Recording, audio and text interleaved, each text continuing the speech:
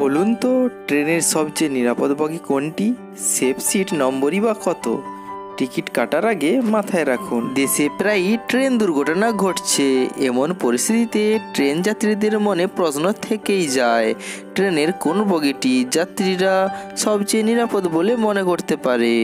ভারতীয় রেলের তরফে এই বিষয়ে কোনো আনুষ্ঠানিক বিবৃতি নেই, কিন্তু ট্রেনের বগিগুলোর অবস্থান দেখলে সহজেই বুঝতে পারবেন ট্রেনের কোন বগিটি সবচেয়ে নিরাপদ।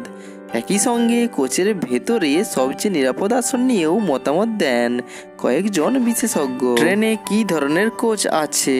ভারতে চলমান বেশিরভাগ ট্রেনে সামনে থেকে প্রথম যাত্রীবাহী কোচ হলো A1, এরপরে আসে B1, B2, B3 এবং তারপর B4। এর মধ্যে বেশিরভাগই AC3 কোচ। যেসব ট্রেনে প্যান্ট্রি কার থাকে, প্যান্ট্রি কার সহ কোচটি B4 এর পরে আসে।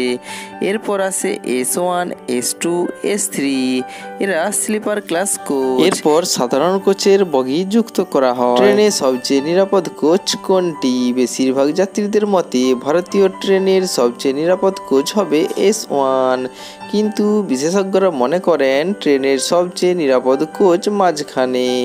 উপরে উল্লেখিত ক্রম অনুসারে কোচ B4 ভারতীয় ট্রেনে সবচেয়ে নিরাপদ বলে বিবেচিত হবে। বিশেষজ্ঞরা মনে করেন দুর্ঘটনার সময় পার্শ্ব কোচরাই সবচেয়ে বেশি ঝুঁকিতে থাকেন। তবে অনেক ট্রেনেই এই ক্রম পরিবর্তন করা হয়, কিন্তু টিকিট বুক করার সময় আপনি যখন ট্রেনটি বেছে নেবেন তখন দেখে নিন কোনটি মধ্যম কোচ এবং তারপর সেই ট্রেনে আপনার টিকিট বুক করুন। ট্রেনের সবচেয়ে নিরাপদ আসন কোনটি?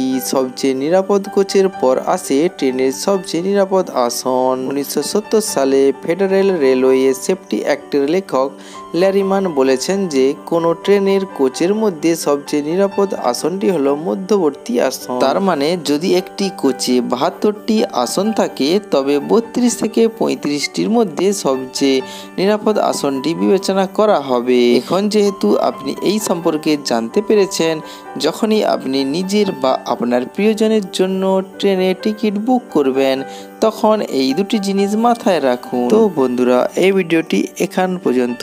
যদি আপনাদের এই ভিডিওটি ভালো লেগে থাকে তাহলে অবশ্যই এই চ্যানেলটিকে সাবস্ক্রাইব করবেন, শেয়ার করবেন এবং লাইক করবেন। সম্পূর্ণ ভিডিওটি দেখার জন্য ধন্যবাদ।